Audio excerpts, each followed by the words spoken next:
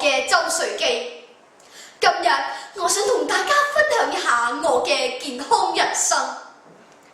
毫無疑問，每個人都希望擁有健康嘅人生。而近呢幾年嚟，喺市面上我哋都可以見到越嚟越多嘅保健產品。有好多人甚至認為，只要定時服食呢啲嘅保健產品，就可以得到健康嘅人生。其實呢啲只不過係一啲嘅謬誤。我個人認為，一個健康嘅人生係必須由平衡嘅生活方式開始。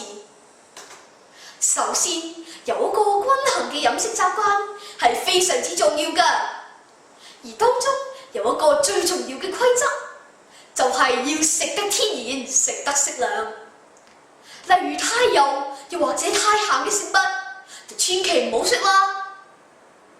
另外有一啲不良嘅嗜好，好似吸煙同埋飲酒等等，呢啲就更加要避免啦。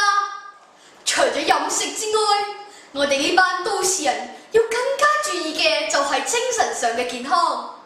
我哋要盡量喺工作同埋休息之間取得平衡，以防壓力累積而導致一啲例如高血壓啊，甚至癌症等等嘅嚴重疾病。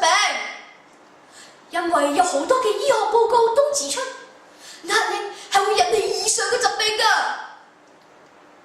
減壓嘅方法有好多種，而我自己就選擇咗多做運動同埋多閱讀。